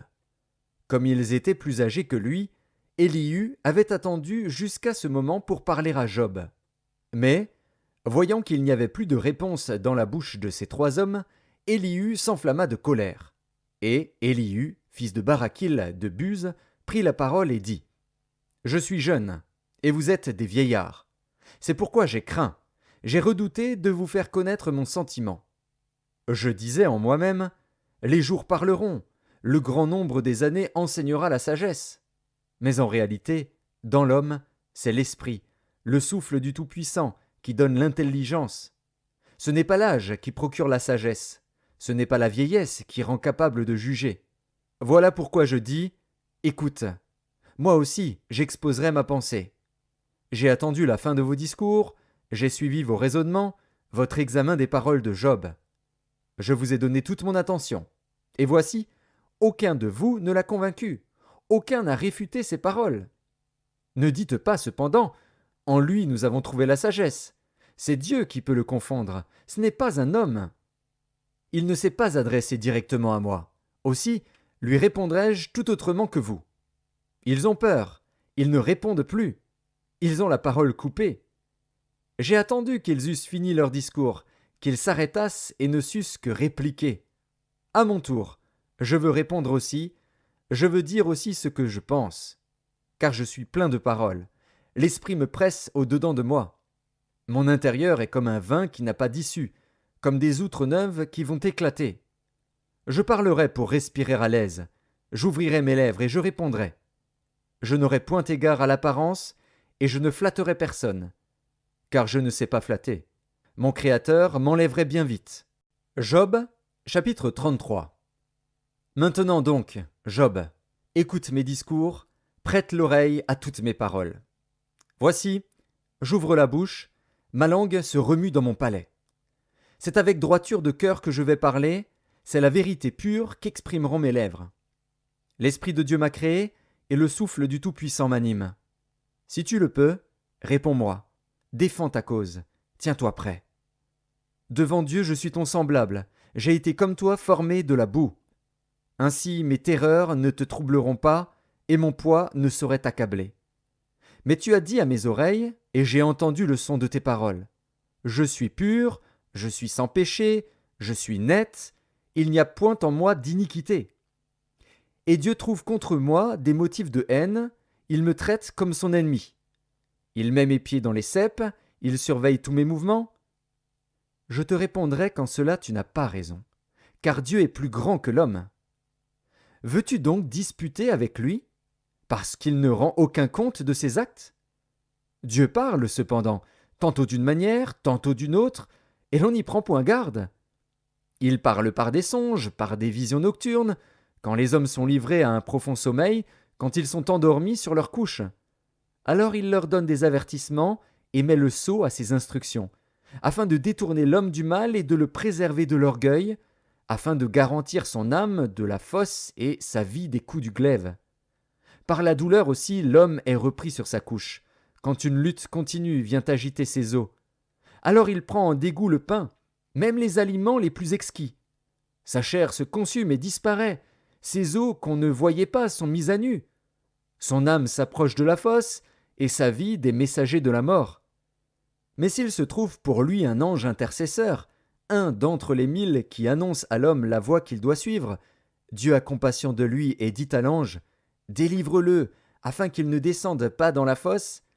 J'ai trouvé une rançon. » Et sa chair a plus de fraîcheur qu'au premier âge. Il revient au jour de sa jeunesse.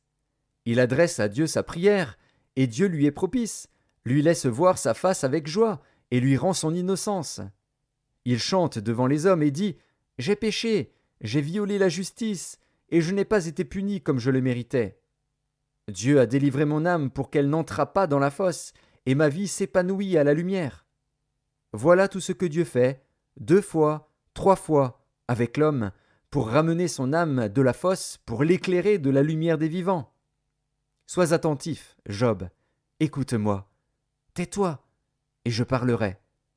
Si tu as quelque chose à dire, réponds-moi, parle, car je voudrais te donner raison. Si tu n'as rien à dire, écoute-moi, tais-toi, et je t'enseignerai la sagesse. Job, chapitre 34. Élihu reprit et dit, « Sages, écoutez mes discours. Vous qui êtes intelligents, prêtez-moi l'oreille. Car l'oreille discerne les paroles, comme le palais savoure les aliments. Choisissons ce qui est juste, voyons entre nous ce qui est bon. » Job dit, « Je suis innocent, et Dieu me refuse justice. J'ai raison, et je passe pour menteur. Ma plaie est douloureuse, et je suis sans péché. Y a-t-il un homme semblable à Job, buvant la raillerie comme l'eau, marchant en société de ceux qui font le mal, cheminant de pair avec les impies? Car il a dit, « Il est inutile à l'homme de mettre son plaisir en Dieu. » Écoutez-moi donc, hommes de sens. Loin de Dieu l'injustice, loin du Tout-Puissant l'iniquité. Il rend à l'homme selon ses œuvres, il rétribue chacun selon ses voies. Non, certes, Dieu ne commet pas l'iniquité, le Tout-Puissant ne viole pas la justice. Qui l'a chargé de gouverner la terre? Qui a confié l'univers à ses soins? S'il ne pensait qu'à lui-même, s'il retirait à lui son esprit et son souffle, toute chair périrait soudain, et l'homme rentrerait dans la poussière.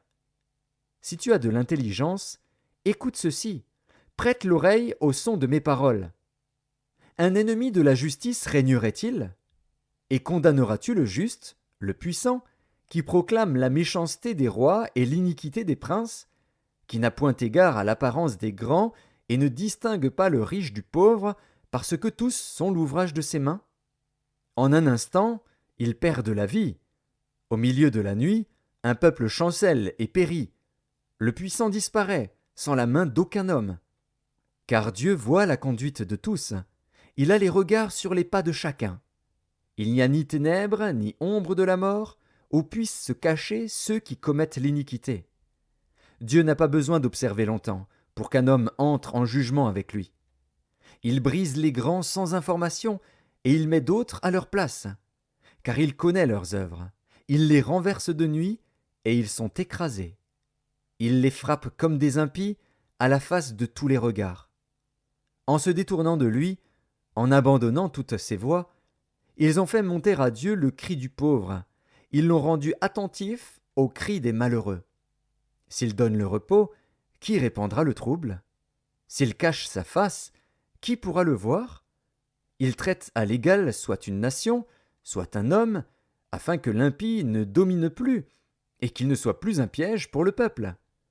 Car a-t-il jamais dit à Dieu: J'ai été châtié, je ne pécherai plus. Montre-moi ce que je ne vois pas. Si j'ai commis des injustices, je n'en commettrai plus. Est-ce d'après toi que Dieu rendra la justice? C'est toi qui rejettes, qui choisis, mais non pas moi. Ce que tu sais, dis-le donc. Les hommes de sens seront de mon avis. Le sage qui m'écoute pensera comme moi. Job parle sans intelligence, et ses discours manquent de raison. Qu'il continue donc à être éprouvé, puisqu'il répond comme font les méchants. Car il ajoute à ses fautes de nouveaux péchés. Il bat des mains au milieu de nous, il multiplie ses paroles contre Dieu. Job, chapitre 35. Élihu reprit et dit: Imagines-tu avoir raison? Penses-tu te justifier devant Dieu quand tu dis: Que me sert-il? Que me revient-il de ne pas pécher? C'est à toi que je vais répondre, et à tes amis en même temps.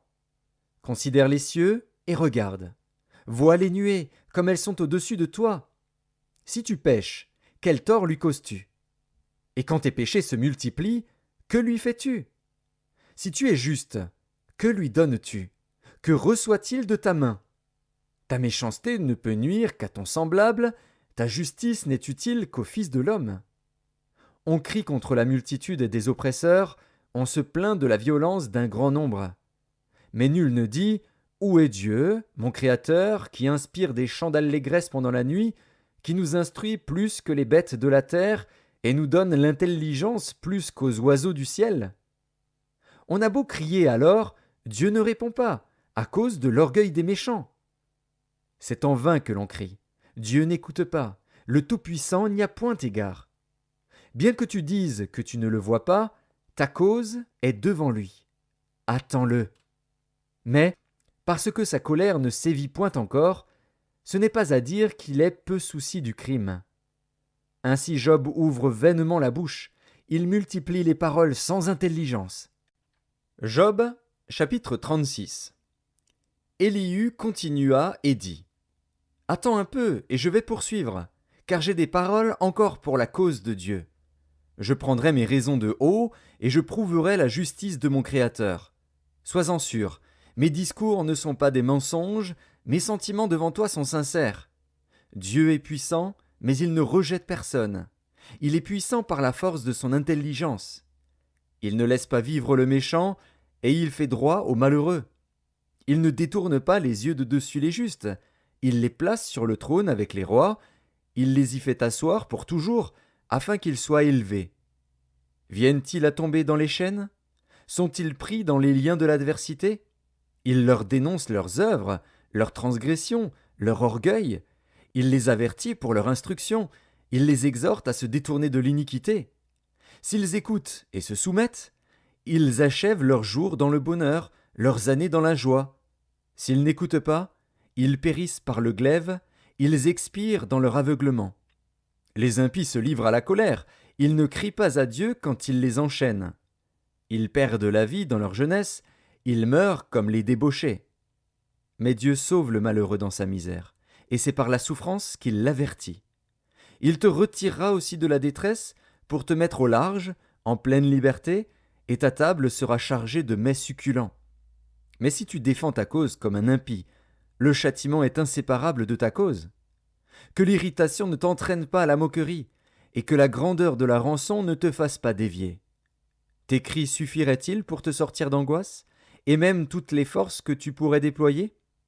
Ne soupire pas après la nuit, qui enlève les peuples de leur place. Garde-toi de te livrer au mal, car la souffrance t'y dispose. Dieu est grand par sa puissance. Qui saurait enseigner comme lui? Qui lui prescrit ses voies? Qui ose dire tu fais mal? Souviens-toi d'exalter ses œuvres, que célèbrent tous les hommes. Tout homme les contemple, chacun les voit de loin. Dieu est grand, mais sa grandeur nous échappe. Le nombre de ses années est impénétrable. Il attire à lui les gouttes d'eau, il les réduit en vapeur et forme la pluie. Les nuages la laissent couler, ils la répandent sur la foule des hommes. Et qui comprendra le déchirement de la nuée, le fracas de sa tente? Voici, il étend autour de lui sa lumière, et il se cache jusque dans les profondeurs de la mer. Par ses moyens il juge les peuples, et il donne la nourriture avec abondance. Il prend la lumière dans sa main, il la dirige sur ses adversaires. Il s'annonce par un grondement. Les troupeaux pressentent son approche. Job, chapitre 37.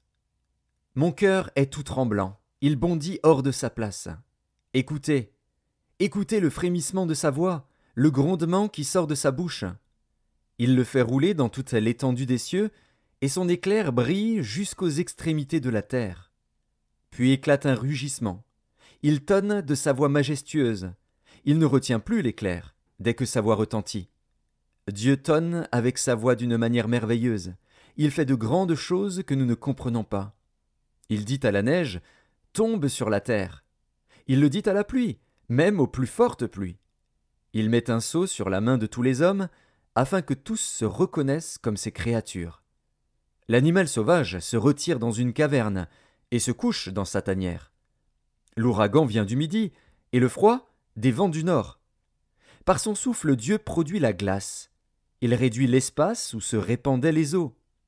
Il charge de vapeur les nuages, il les disperse étincelants. Leurs évolutions varient selon ses desseins, pour l'accomplissement de tout ce qu'il leur ordonne sur la face de la terre habitée. C'est comme une verge dont il frappe sa terre, ou comme un signe de son amour, qu'il les fait apparaître. Job, sois attentif à ces choses. Considère encore les merveilles de Dieu. Sais-tu comment Dieu les dirige et fait briller son nuage étincelant? Comprends-tu le balancement des nuées, les merveilles de celui dont la science est parfaite? Sais-tu pourquoi tes vêtements sont chauds quand la terre se repose par le vent du midi? Peux-tu, comme lui, étendre les cieux, aussi solides qu'un miroir de fonte?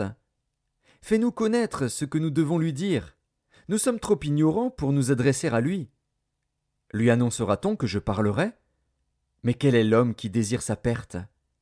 On ne peut fixer le soleil qui resplendit dans les cieux lorsqu'un vent passe et en ramène la pureté.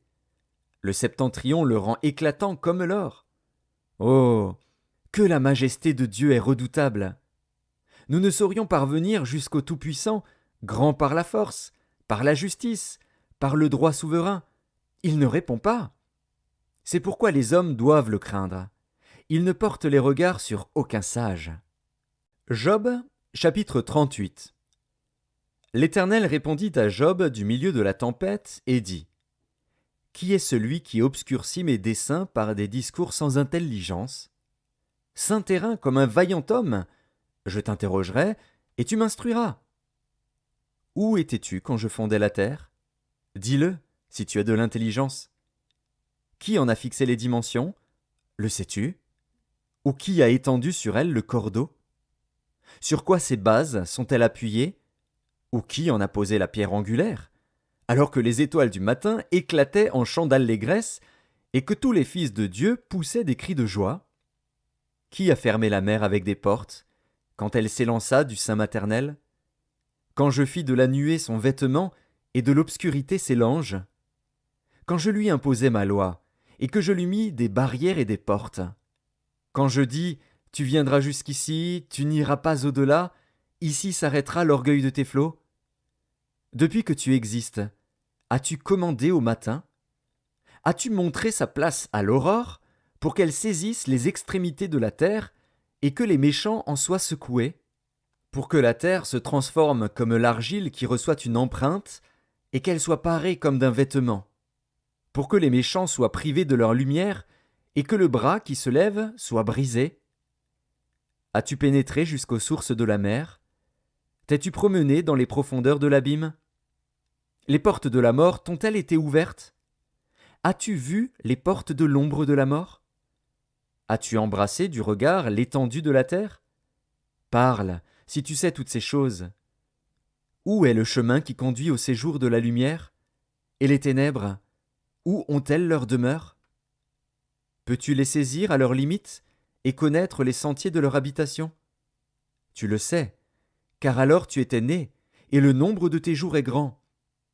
Es-tu parvenu jusqu'aux amas de neige? As-tu vu les dépôts de grêle, que je tiens en réserve pour les temps de détresse, pour les jours de guerre et de bataille? Par quel chemin la lumière se divise-t-elle, et le vent d'Orient se répand-il sur la terre? Qui a ouvert un passage à la pluie, et tracé la route de l'éclair et du tonnerre, pour que la pluie tombe sur une terre sans habitants, sur un désert où il n'y a point d'homme? Pour qu'elle abreuve les lieux solitaires et arides, et qu'elle fasse germer et sortir l'herbe? La pluie a-t-elle un père? Qui fait naître les gouttes de la rosée? Du sein de qui sort la glace, et qui enfante le frimas du ciel, pour que les eaux se cachent comme une pierre, et que la surface de l'abîme soit enchaînée? Noues-tu les liens des Pléiades, ou détaches-tu les cordages de l'Orient? Fais-tu paraître en leur temps les signes du zodiaque, et conduis-tu la grande ours avec ses petits? Connais-tu les lois du ciel? Règles-tu son pouvoir sur la terre? Élèves-tu la voix jusqu'aux nuées, pour appeler à toi des torrents d'eau? Lances-tu les éclairs? Partent-ils? Te disent-ils, nous voici? Qui a mis la sagesse dans le cœur, ou qui a donné l'intelligence à l'esprit? Qui peut avec sagesse compter les nuages, et verser les outres des cieux, pour que la poussière se mette à ruisseler, et que les mottes de terre se collent ensemble? Chasses-tu la proie pour la lionne, et apaises-tu la faim des lionceaux, quand ils sont couchés dans leur tanière, quand ils sont en embuscade dans leur repère? Qui prépare au corbeau sa pâture, quand ses petits crient vers Dieu, quand ils sont errants et affamés? Job, chapitre 39.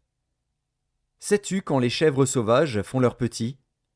Observes-tu les biches quand elles mettent bas? Comptes-tu les mois pendant lesquels elles portent, et connais-tu l'époque où elles enfantent? Elles se courbent, laissent échapper leur progéniture, et sont délivrées de leur douleur. Leurs petits prennent de la vigueur et grandissent en plein air, ils s'éloignent et ne reviennent plus auprès d'elles. Qui met en liberté l'âne sauvage, et l'affranchit de tout lien? J'ai fait du désert son habitation, de la terre salée sa demeure. Il se rit du tumulte des villes, il n'entend pas les cris d'un maître. Il parcourt les montagnes pour trouver sa pâture, il est à la recherche de tout ce qui est vert. Le buffle veut-il être à ton service? Passe-t-il la nuit vers ta crèche? L'attaches-tu par une corde pour qu'il trace un sillon? Va-t-il après toi briser les mottes des vallées? Te reposes-tu sur lui, parce que sa force est grande? Lui abandonnes-tu le soin de tes travaux? Te fies-tu à lui pour la rentrée de ta récolte? Est-ce lui qui doit l'amasser dans ton air? L'aile de l'autruche se déploie joyeuse. On dirait l'aile, le plumage de la cigogne. Mais l'autruche abandonne ses œufs à la terre, et les fait chauffer sur la poussière. Elle oublie que le pied peut les écraser, qu'une bête des champs peut les fouler. Elle est dure envers ses petits, comme s'ils n'étaient point à elle. Elle ne s'inquiète pas de l'inutilité de son enfantement. Car Dieu lui a refusé la sagesse, il ne lui a pas donné l'intelligence en partage. Quand elle se lève et prend sa course, elle se rit du cheval et de son cavalier. Est-ce toi qui donnes la vigueur au cheval, et qui revêt son cou d'une crinière flottante? Le fais-tu bondir comme la sauterelle? Son fier hennissement répand la terreur. Il creuse le sol et se réjouit de sa force. Il s'élance au-devant des armes. Il se rit de la crainte. Il n'a pas peur. Il ne recule pas en face de l'épée. Sur lui retentit le carquois, brille la lance et le javelot. Bouillonnant d'ardeur, il dévore la terre. Il ne peut se contenir au bruit de la trompette. Quand la trompette sonne, il dit « En avant !» Et de loin il flaire la bataille, la voix tonnante des chefs et les cris de guerre. Est-ce par ton intelligence que l'épervier prend son vol et qu'il étend ses ailes vers le midi? Est-ce par ton ordre que l'aigle s'élève et qu'il place son nid sur les hauteurs? C'est dans les rochers qu'il habite, qu'il a sa demeure, sur la cime des rochers, sur le sommet des monts. De là il épie sa proie, il plonge au loin les regards. Ses petits boivent le sang. Et là où sont des cadavres, l'aigle se trouve. Job, chapitre 40. L'Éternel, s'adressant à Job, dit: Celui qui dispute contre le Tout-Puissant est-il convaincu? Celui qui conteste avec Dieu a-t-il une réplique à faire? Job répondit à l'Éternel et dit: Voici, je suis trop peu de choses. Que te répliquerai-je? Je mets la main sur ma bouche. J'ai parlé une fois, je ne répondrai plus. 2 fois, je n'ajouterai rien. L'Éternel répondit à Job du milieu de la tempête et dit: Saint terrain comme un vaillant homme. Je t'interrogerai, et tu m'instruiras. Anéantiras-tu jusqu'à ma justice? Me condamneras-tu pour te donner droit? As-tu un bras comme celui de Dieu, une voix tonnante comme la sienne? Orne-toi de magnificence et de grandeur, revêt-toi de splendeur et de gloire. Répands les flots de ta colère, et d'un regard abaisse les hautains. D'un regard humilie les hautains, écrase sur place les méchants. Cache-les tous ensemble dans la poussière, enferme leur front dans les ténèbres. Alors je rends hommage à la puissance de ta droite. Voici l'hippopotame, à qui j'ai donné la vie comme à toi. Il mange de l'herbe comme le bœuf. Le voici. Sa force est dans ses reins, et sa vigueur dans les muscles de son ventre. Il plie sa queue aussi ferme qu'un cèdre, les nerfs de ses cuisses sont entrelacés. Ses os sont des tubes d'airain, ses membres sont comme des barres de fer. Il est la première des œuvres de Dieu. Celui qui l'a fait l'a pourvu d'un glaive. Il trouve sa pâture dans les montagnes, où se jouent toutes les bêtes des champs. Il se couche sous les lotus, au milieu des roseaux et des marécages. Les lotus le couvrent de leur ombre, les saules du torrent l'environnent. Que le fleuve vienne à déborder, il ne s'enfuit pas. Que le Jourdain se précipite dans sa gueule, il reste calme. Est-ce à force ouverte qu'on pourra le saisir? Est-ce au moyen de filets qu'on lui percera le nez? Job, chapitre 41. Prendras-tu le crocodile à l'hameçon? Saisiras-tu sa langue avec une corde? Mettras-tu un jonc dans ses narines? Lui perceras-tu la mâchoire avec un crochet? Te pressera-t-il de supplications? Te parlera-t-il d'une voix douce?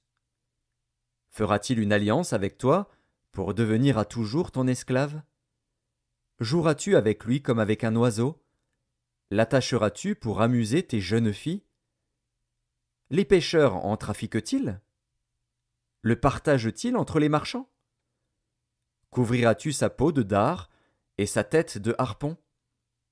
Dresse ta main contre lui, et tu ne t'aviseras plus de l'attaquer. Voici, on est trompé dans son attente. À son seul aspect, n'est-on pas terrassé? Nul n'est assez hardi pour l'exciter. Qui donc me résisterait en face? De qui suis-je le débiteur? Je le payerai. Sous le ciel, tout m'appartient. Je veux encore parler de ses membres, et de sa force, et de la beauté de sa structure. Qui soulèvera son vêtement? Qui pénétrera entre ses mâchoires? Qui ouvrira les portes de sa gueule? Autour de ses dents habite la terreur. Ses magnifiques et puissants boucliers sont unis ensemble comme par un sceau. Ils se serrent l'un contre l'autre, et l'air ne passerait pas entre eux. Ce sont des frères qui s'embrassent, se saisissent, demeurent inséparables. Ses éternuements font briller la lumière. Ses yeux sont comme les paupières de l'aurore. Des flammes jaillissent de sa bouche, des étincelles de feu s'en échappent. Une fumée sort de ses narines, comme d'un vase qui bout, d'une chaudière ardente. Son souffle allume les charbons, sa gueule lance la flamme. La force a son cou pour demeure, et l'effroi bondit au-devant de lui. Ses parties charnues tiennent ensemble, fondues sur lui, inébranlables. Son cœur est dur comme la pierre, dur comme la meule inférieure. Quand il se lève, les plus vaillants ont peur, et l'épouvante les fait fuir. C'est en vain qu'on l'attaque avec l'épée. La lance, le javelot, la cuirasse ne servent à rien. Il regarde le fer comme de la paille, l'airain comme du bois pourri. La flèche ne le met pas en fuite. Les pierres de la fronde sont pour lui du chaume. Il ne voit dans la massue qu'un brin de paille. Il rit au sifflement des dards. Sous son ventre sont des pointes aiguës. On dirait une herse qui l'étend sur le limon. Il fait bouillir le fond de la mer comme une chaudière. Il l'agite comme un vase rempli de parfums. Il laisse après lui un sentier lumineux. L'abîme prend la chevelure d'un vieillard. Sur la terre, nul n'est son maître. Il a été créé pour ne rien craindre. Il regarde avec dédain tout ce qui est élevé. Il est le roi des plus fiers animaux. Job, chapitre 42. Job répondit à l'Éternel et dit : Je reconnais que tu peux tout, et que rien ne s'oppose à tes pensées. Quel est celui qui a la folie d'obscurcir mes desseins ? Oui, j'ai parlé, sans les comprendre, de merveilles qui me dépassent et que je ne conçois pas. Écoute-moi, et je parlerai. Je t'interrogerai, et tu m'instruiras. Mon oreille avait entendu parler de toi. Mais maintenant, mon œil t'a vu. C'est pourquoi je me condamne, et je me repens sur la poussière et sur la cendre. Après que l'Éternel eut adressé ces paroles à Job, il dit à Éliphaz de Théman : Ma colère est enflammée contre toi et contre tes deux amis, parce que vous n'avez pas parlé de moi avec droiture comme l'a fait mon serviteur Job. Prenez maintenant 7 taureaux et 7 béliers, allez auprès de mon serviteur Job, et offrez pour vous un holocauste. Job, mon serviteur, priera pour vous, et c'est par égard pour lui seul que je ne vous traiterai pas selon votre folie, car vous n'avez pas parlé de moi avec droiture, comme l'a fait mon serviteur Job. Éliphaz de Théman, Bildad de Shuar, et Tsophar de Nahama allèrent et firent comme l'Éternel leur avait dit. Et l'Éternel eut égard à la prière de Job.